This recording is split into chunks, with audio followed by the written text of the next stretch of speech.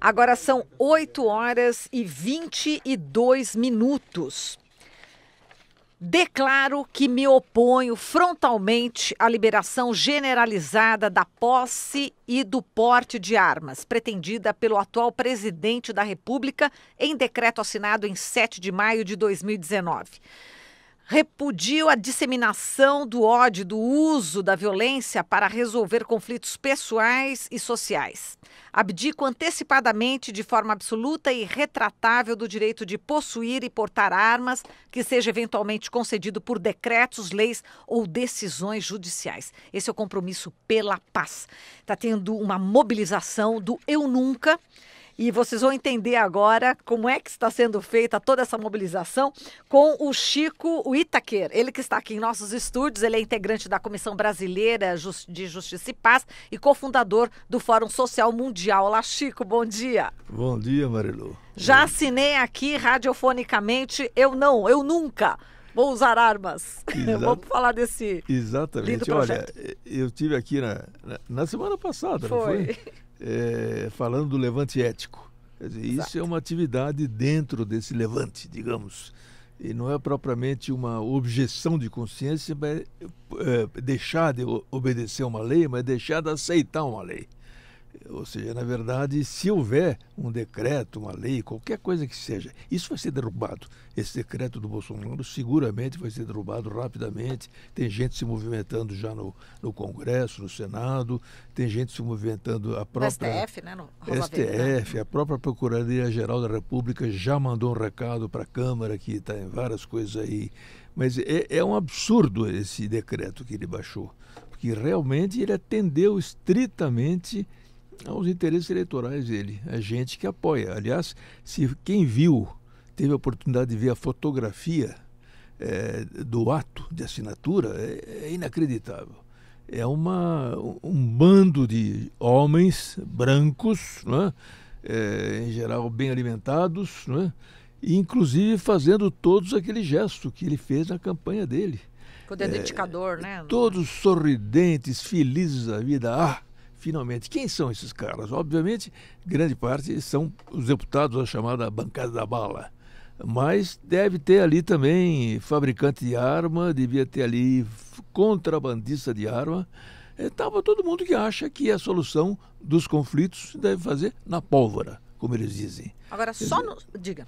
Não, então é um ato, digamos, eu diria, de regressão civilizatória. Porque no mundo inteiro a gente está tentando fazer com que a violência não se implante. E a violência significa você desistir de argumentar, desistir de dialogar, desrespeitar o outro, desrespeitar a diferença, não ter tolerante e partir para o, digamos, primitivamente, partir para a violência letal, quer dizer, realmente matar. Então, essa campanha que a gente lançou usou a expressão "eu nunca", porque se cada um de nós, se nos perguntarmos, você quer ter uma arma para isso, para eventualmente matar alguém? Eu digo, eu nunca. Isso é o que devemos dizer todos nessa altura. E a campanha está muito interessante, que foi lançada literalmente 1 dia, 2 dias depois de eu ter estado aqui no programa. Foi lançada na sexta-feira passada. De lá para cá, muita coisa aconteceu na campanha, como ela começou com a ideia de que fôssemos todos a um cartório. Não é? Aliás, eu devo ter falado isso aqui no programa, fôssemos todos a um cartório assinar uma declaração solene de que nós que estávamos lá, que assinávamos aquela declaração, abdicávamos antecipadamente desse direito. O que a gente luta por direitos, e agora a gente abdica antecipadamente de um direito, mas é um direito de matar. Quer dizer, esse que é o problema. Esse direito, não. Muito obrigado. Eu nunca. Então, naquela altura, nós pensamos nisso e depois fomos organizar. Porque teria um ato num cartório, no centro da cidade, e constatamos que a declaração digamos, desse tipo, sobre a honra, né, é tão forte, tão solene, que os cartórios transcrevem em ata o que você, no livro deles, transcrevem a sua declaração e você assina. E um por um tem que fazer isso. Mas pior do que isso, tem uma tabela de preços dos cartórios. E um ato desse tipo custa num cartório nada mais, nada menos que R$ 250. Então nós vimos que era para fazer uma coisa de massa, como pretendíamos no Brasil todo, era literalmente impossível. Então, rapidamente, passamos para o esquema da petição na internet. E ela já está correndo. Já está correndo não sei quantos já estamos chegando, mas em poucos 2 ou 3 dias já tem mais de 100, 200, já estava já pulando para cima. E a nossa grande tarefa agora é fazer com que milhões de pessoas assinam. Facilitou para mostrar um número. Quer dizer, a coisa no cartório era muito complicada, demorada. A internet vai mais rápido. Ela implica em menos compromisso, porque é apertar um dedo no botão, mas se muita gente fizer isso, isso significa que muita gente quer que isso não aconteça. E é dirigida àqueles que nessa altura têm a decisão a tomar, como caminhar isso. O presidente do Supremo, o presidente da Câmara e o presidente do Senado. E nós vamos até agregar a Procuradoria-Geral da República. Ou seja, são os 4 poderes são os poderes que poderiam, nessa altura dos acontecimentos, o mais rapidamente possível, porque isso também é um dado. As pessoas, uma vez que o decreto foi assinado, muita gente não sabe bem que decreto, se foi ilegal, vai ser derrubado, e não pode fazer uma coisa dessas por decreto, o que significa ir contra a lei do desarmamento, que já foi aprovada. Modificar coisas da lei por decreto é totalmente ilegal, totalmente inconstitucional isso aí. Então muitas pessoas não sabem disso, e aquilo que é o processo da disseminação da violência e do ódio. Muita gente, então, se é assim, já estou livre, já vou fazer. E já estão acontecendo os casos, já aconteceram vários. Só ontem, um senhor, né, de mais de 70 anos foi recebido a bala pelo próprio guarda do Bradesco, na zona leste de São Paulo. Um morador de rua também foi assassinado em Santo André, né? E uma pessoa que também estava na briga do trânsito ali foi assassinada no Rio de Janeiro, né, no Jacarepaguá. Isso para falar desses últimos dias só, né? Exatamente, é impressionante. Muita gente. E muita gente já se sente liberada. Sim, exato. Não tem ainda a liberação, não existe, mas já se sente.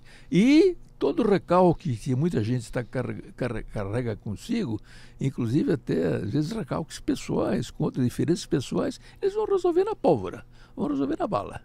É uma verdadeira loucura. E é o que nós dizemos, é um retrocesso civilizatório gravíssimo.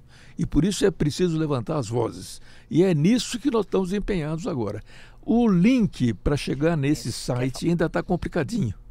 Mas nós estamos providenciando um link mais fácil, que seguramente constará das palavras "eu nunca", né?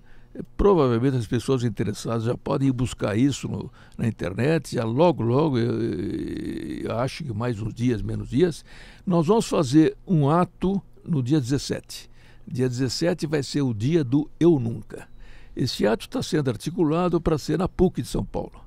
E de meio-dia, 1h. Ainda faltam detalhes, mas eu já vou antecipando aqui, porque as pessoas já ficam sabendo.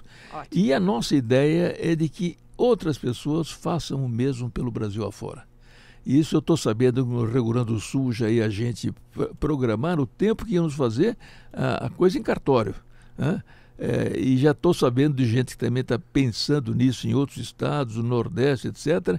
Mas é preciso agora dizer a todos, façam atos pequenos, mas que pessoas representativas da sociedade local estejam lá para dizer apoiamos essa iniciativa. E vamos dar força para esse grito. Vai ser um grito de protesto. Quer dizer, no Brasil não queremos esse tipo de encaminhamento, porque cá entre nós, esse esquema de violência que no mundo também está muito forte, chegou a níveis inacreditáveis com as ações de terrorismo que nós todos sabemos que aconteceram por aqui afora. No fundo, nós estamos chamando para o Brasil esse tipo de encaminhamento das coisas. Então, é de uma irresponsabilidade absoluta, porque isso é muito sofrimento, é muita desgraça. Quer dizer, é tal negócio. Então, cada um de nós faz o que pode. Eu já no meu canal já botei, ontem à noite, um apelo desse sentido, já está no canal que nós noticiamos aqui, né? Isso, no Chico Itaker do YouTube. Chico Itaker 88 já está no canal. Uma coisa em que eu digo mais ou menos um pouco do que eu estou dizendo aqui agora. Tem que ser mais curto, cara. As mensagens de canal do YouTube tem que ser rapidinhas, então tem um pouco mais de 4 minutos. Então, mas eu fiz a minha parte, cada um faça a sua parte. Eu acho que todos nós temos que nos empenhar. E eu acho que eu tenho que agradecer muito vocês terem aberto este microfone de novo para mim, atendendo, digamos, um pedido que eu fiz, não é? E atendendo tão rapidamente. E eu acho que outros têm que fazer, outras rádios, outros jornais. E eu espero que no ato que a gente faça na PUC vá muita imprensa. A que horas vai ser, só para a gente já anotar? Estamos propondo que seja 1h da tarde. 1h, mas na ainda sexta. não está nada confirmado. Como nós temos também um site que vai entrar logo no ar, que se chama levanteetico.org, a gente, através desse site e através de outros meios, a gente vai dizer exatamente a hora, mas o dia 17 é garantido, a PUC é quase totalmente garantido, e o horário ainda precisa ser definido lá na PUC. Mas eu espero, vocês poderão aqui na rádio mesmo, não é verdade? Quando a gente souber alguma coisa, a gente vai dizer para vocês. Claro. Você já noticia, os nossos ouvintes anotarão nas suas agendas. Perfeito. E eu queria fazer um pedido especial através aqui de vocês para pessoas que têm posições de destaque na sociedade, porque elas exemplificam para os outros, não é? O que tem que ser feito. Então, pessoas que sejam, digamos, tenham algum tipo de poder, inclusive os deputados. Eu já estou contactando os deputados federais aqui de São Paulo. Sexta-feira é um dia bom para eles virem, dá para virem. Então, que eles estejam nesse ato, presentes nesse ato. E a gente faça desse ato, ainda que não tenha uma multidão lá, pelo menos que tenha um grande número de pessoas que em cada uma delas represente muita gente. E se a gente tiver uma cobertura de imprensa, e aí novo apelo para os jornalistas, todos os jornalistas que estão acompanhando essa campanha, são pessoas que assumem essa briga. Não é? É uma briga? Não, é uma pressão. Luta, Porque nós não queremos falar, da outra vez quando eu falei do instrumento, falei em arma, você falou, não, instrumento. Eu digo, exatamente. E logo depois nós saímos com uma coisa contra as armas. As coisas se constroem assim. Mas é isso mais ou menos o que nós teríamos que desenvolver. Diga, Marco. Então, Chico, a gente até comentava aqui antes, né? Aí entrou no ar, a gente não conseguiu concluir, mas a questão da declaração do Eduardo Bolsonaro defendendo que o Brasil tem armas nucleares. E ele, inclusive, citou o falecido deputado Enéas Carneiro, que era um grande defensor de que o Brasil tivesse esse tipo de armamento, porque seria mais respeitado no mundo. Como você vê, dentro desse discurso bélico do governo, dentro também da base aliada, né, que a gente conta com várias pessoas que defendem esse tipo de coisa. Como você vê isso, principalmente nesse momento que a gente tem aí tanto ódio disseminado na sociedade? É outro dos absurdos. Nós estamos aqui cotidianamente recebendo o peso de absurdos desse tipo. E é uma pena que o filho do presidente, os filhos do presidente, assumam esse tipo de postura. No caso da bomba, no mundo inteiro, houve inclusive recentemente nas Nações Unidas, 172 nações assinaram um documento para parar com a fabricação, porque temos milhares de ogivas por aí circulando pelo mundo. O mundo está sob a ameaça da bomba permanentemente e é um risco muito grande que nós corremos. Se um país usar uma bomba num conflito com outro, uma bomba atômica, o mundo acaba. Porque não é a questão daquele país, naquela região, é uma espécie de dominó, de efeito dominó. Vários entram, e todos que têm bomba, que são muitos atualmente, disseminou-se muito a possibilidade, graças a Deus, inclusive contraditoriamente com as expectativas, quem interrompeu esse processo no Brasil foi o Collor. E os militares brasileiros já tinham feito poços na Amazônia, numa região lá, no Serra do Cachimbo, se não me engano, poços para fazer testes nucleares subterrâneos. Ele mandou fechar tudo, para com essa brincadeira, porque não dá, a bomba é um negócio mortal para a humanidade. Dizem que é o apocalipse nuclear, é o que vai terminar com o mundo. Se por acaso, porque tudo isso é questão de segundos, é questão de uma pessoa acionar um determinado botão, manda uma ogiva para esse país que está nos atrapalhando, e imediatamente sai uma salva de ogivas pelo mundo afora e o mundo acaba. Literalmente o mundo acaba. Antes de acabar pelas mudanças climáticas, ele acaba pelo nuclear. Agora, essa visão de que um país fica forte se tiver arma é uma visão totalmente equivocada. Meu Deus do céu, um país fica forte se ele tiver paz dentro dele, se ele tiver igualdade nas condições de vida das pessoas, se ele tiver felicidade da nação, como o nosso, aquele famoso país lá da Ásia, está me escapando o nome agora. Butão. E Butão, exatamente, que tem, em vez de um produto interno bruto, tem a felicidade interna bruta. Esse é o objetivo. E um país vai, digamos, se afirmar. Por que os países escandinavos, por exemplo, se afirmam muito perante o mundo? Exatamente porque eles conseguiram, através do sistema deles, elevar enormemente as condições de vida de todos, né?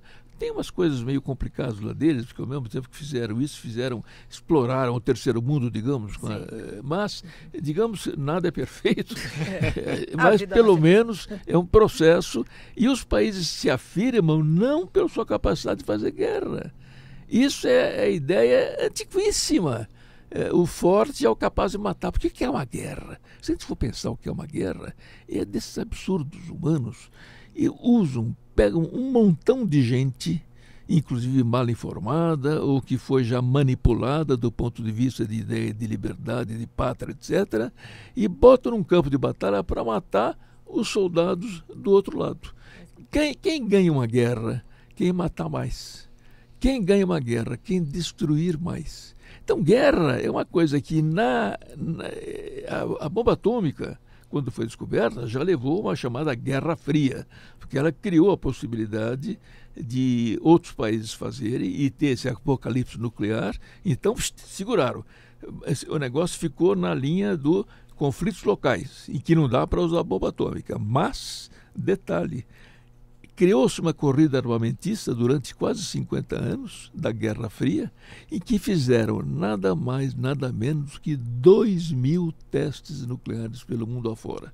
E cada teste desse tipo foi responsável por disseminar radioatividade no local em que foram feitos. Eu, no caso, como eu estou empenhado também nessa luta, eu conheci, no caso, o Cazaquistão, que era a região da União Soviética onde eles faziam testes nucleares. Eu conheci um militante antinuclear atual, que é um pintor que não tem os dois braços. Ele pinta com os pés ou com a boca.